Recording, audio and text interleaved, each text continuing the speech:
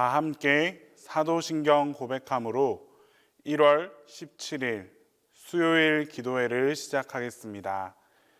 나는 전능하신 아버지 하나님, 천지의 창조주를 믿습니다.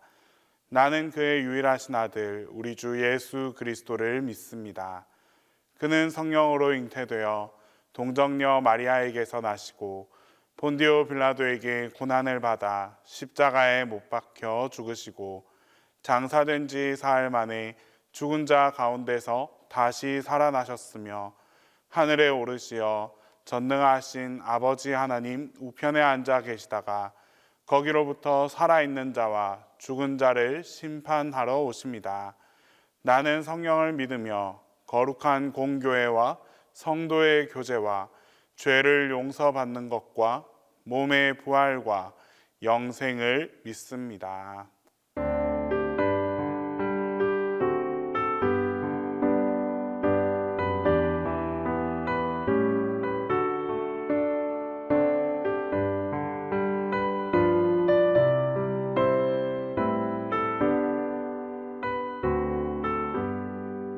나의 영원하신 기여 생명보다 귀하다.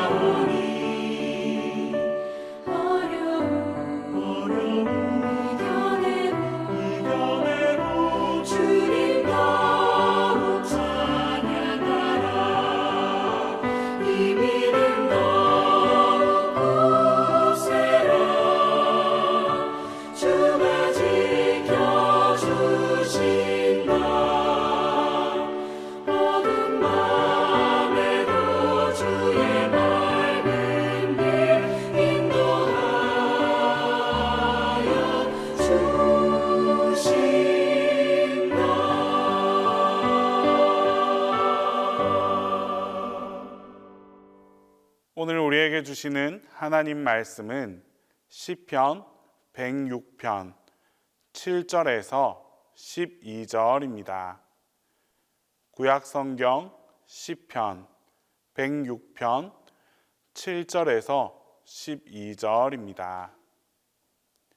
우리의 조상들이 애굽에 있을 때 주의 기이한 일들을 깨닫지 못하며 주의 크신 인자를 기억하지 아니하고 바다 곧 홍해에서 거역하였나이다. 그러나 여호와께서는 자기의 이름을 위하여 그들을 구원하셨으니 그의 큰 권능을 만인이 알게 하려 하심이로다.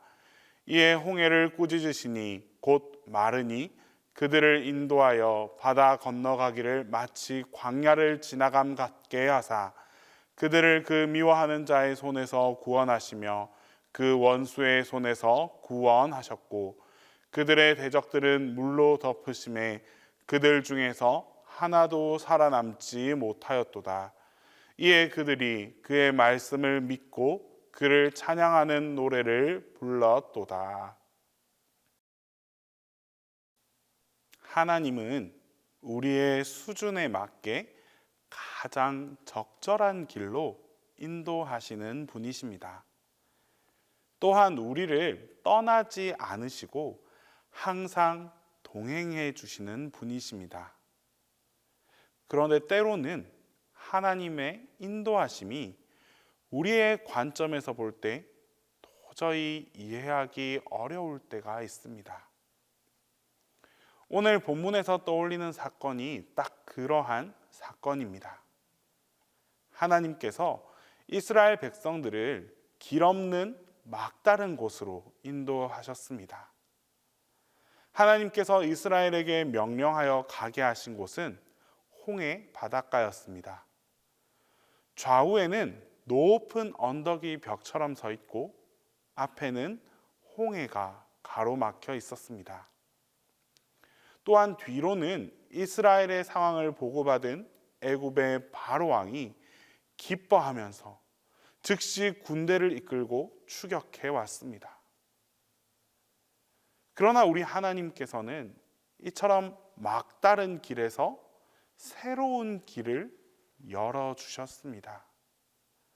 홍해를 가르시고 바다 가운데를 육지처럼 걸어갈 수 있게 해주셨습니다. 이스라엘 백성들이 무사히 건넜을 때 그 뒤를 추격하던 애굽의 군사들은 다시 덮인 바닷물에 몰사했습니다. 하나님께서는 이 사건을 통해 다시 한번 애굽의 바로 왕과 군사들에게 하나님이 누구신지를 보여주심으로써 당신의 영광을 드러내셨습니다. 이 사건은 오늘을 살아가는 우리에게도 중요한 하나님의 메시지가 담겨 있습니다. 하나님께서 주시는 이러한 교훈을 세 가지로 나누어 살펴봅니다. 먼저 하나님께서는 홍해 사건을 통해 자신이 계획하시고 이루신 구원이 어떠한 구원인지를 가르쳐 주셨습니다. 이 홍해 사건은 하나님의 백성들인 우리들에게 죄와 사탄과 그 죽음의 권세가 미치지 않음은 물론 또 적극적으로 우리가 하나님의 의를 드러내는 백성, 하나님의 권세를 선포하는 백성, 영원한 생명을 누리는 백성들이 되었다라는 것을 명백하게 보여준 사건입니다. 그러므로 우리는 구원받은 자답게 살아가야 합니다. 우리가 새 사람이 되었다면 새 사람답게 살아가야 합니다. 이제 더 이상 우리가 지난 과거로 옛 세계로 돌아갈 수 없으므로 오직 하나님의 뜻을 쫓아서 새 생명 가운데에 살아갈 수 있어야 합니다. 하나님께서 홍해 사건을 통해 이스라엘 백성들의 연약한 믿음을 견고하게 세워주셨습니다. 이스라엘 백성들이 처음에는 아주 담대하게 전진했습니다. 그러나 애굽 군사들이 뒤에서 추격해 오는 것을 보자 그들은 심히 두려워했습니다. 그래서 여호와께 부르짖으면서 항변했고 모세에게도 대들었습니다. 이렇게 우리가 죽게 된 것은 다 너 때문이다. 이렇게 우리가 여기서 죽게 된 것은 다 네가 우리를 이곳으로 이끌어 왔기 때문이다 라고 말합니다. 사실 그들은 이미 출애굽하기 전에 10가지 재앙을 통해 하나님의 능력을 다 체험했습니다. 구름 기둥과 불 기둥을 보고 있었기 때문에 하나님을 신뢰할 만한 그 근거를 충분히 찾을 수 있었습니다. 그러나 두려워하면서 하나님을 원망하고 모세에게 악한 말로 도전했습니다. 이들에게 있어 홍해 바닷가는 믿음을 시험한 장소였으며 또 거기서 그들의 믿음이 얼마나 보잘것없는지 여지없이 드러나게 하는 장소였습니다. 그러나 동시에 하나님께서는 거기에서 바로 그곳에서 자기 백성들의 그 믿음을 바르게 세우기를 원하셨습니다. 자, 다시 한번 나의 능력을 보아라. 그리고 이제는 나를 믿는 자가 되어라.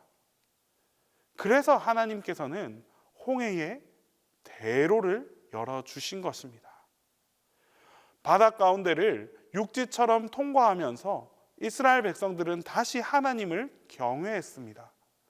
과거의 수많은 구원에도 불구하고 새로운 시련이 닥치면 하나님을 쉽게 잊어버리는 것이 우리의 실상입니다. 그러나 하나님은 그럼에도 불구하고 이러한 우리들의 연약한 믿음을 다시 한 단계 높여주시려고 새 길을 여시고 기적의 길을 걷게 하십니다. 그래서 우리는 이 부끄러운 믿음을 회개하고 다시 일어날 수 있게 되는 것입니다. 우리 신앙의 여정에 이러한 하나님의 은혜가 늘 새롭게 부어지기 때문에 실패한 자리에서도 일어나서 다시 새 길을 걸을 수 있게 되는 것입니다.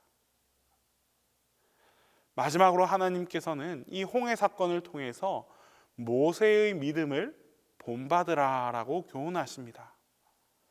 모세가 보여준 믿음은 첫째로 위기 상황에서 두려워하거나 염려하지 않는 아주 담대한 믿음이었습니다.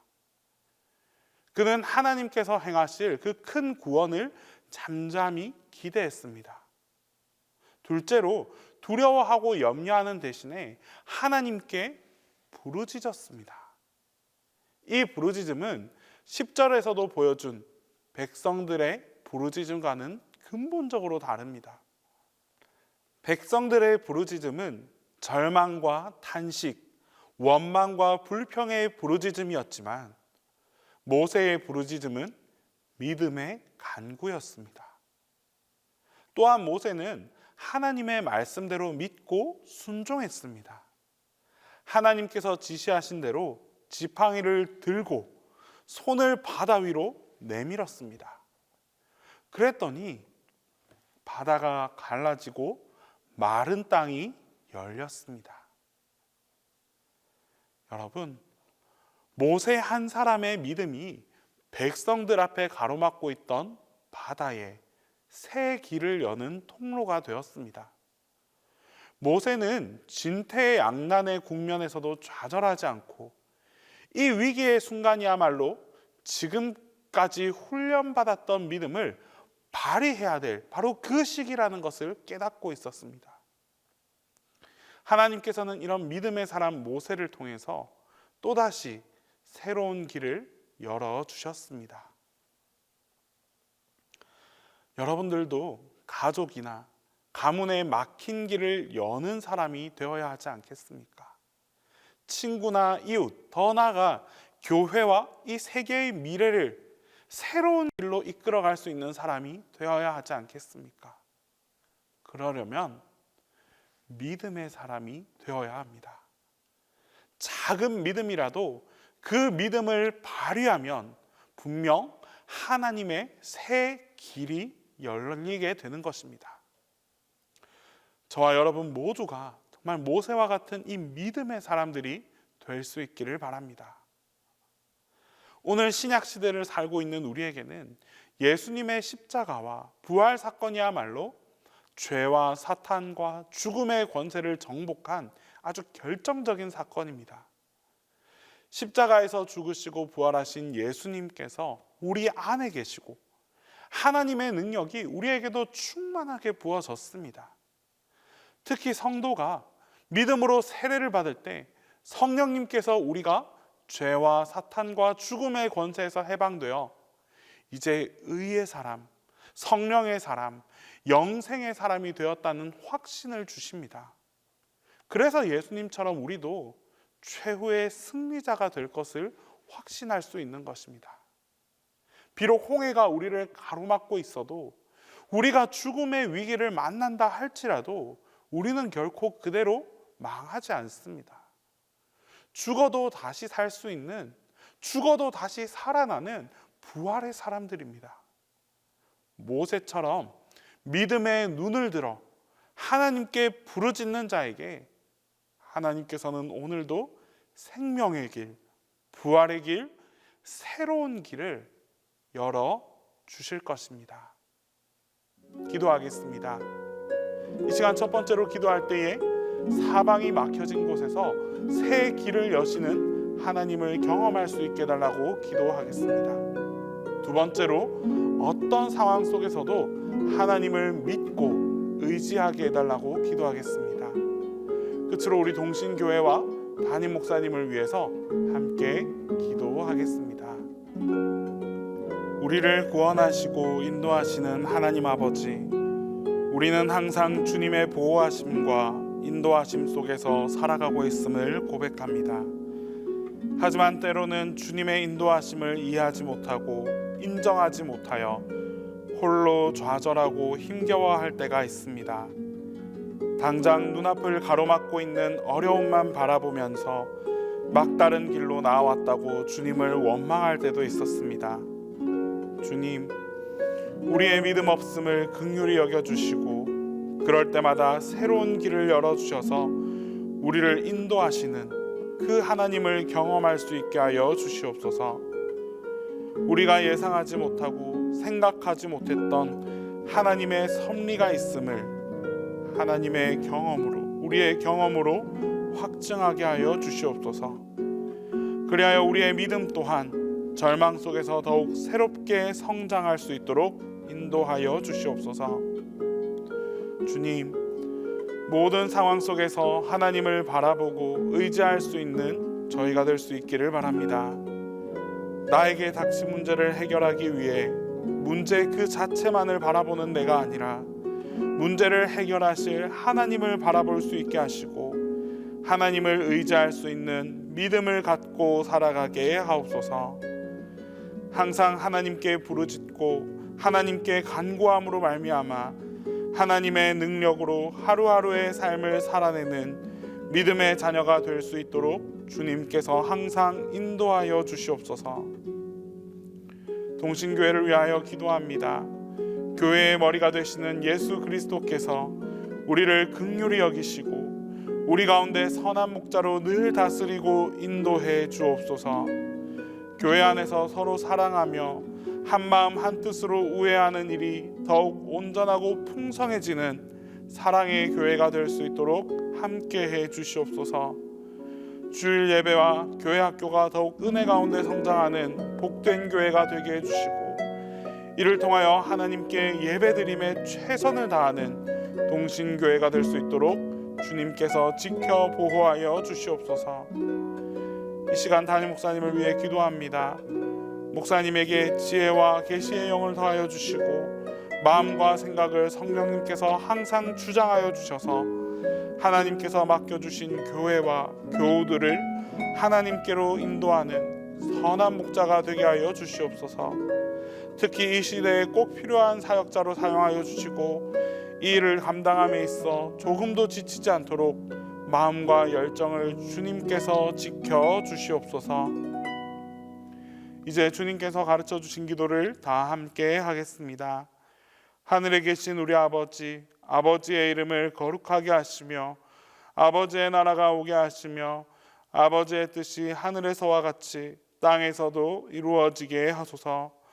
오늘 우리에게 일용할 양식을 주시고 우리가 우리에게 잘못한 사람을 용서하여 준 것 같이 우리 죄를 용서하여 주시고 우리를 시험에 빠지지 않게 하시고 악에서 구하소서. 나라와 권능과 영광이 영원히 아버지의 것입니다.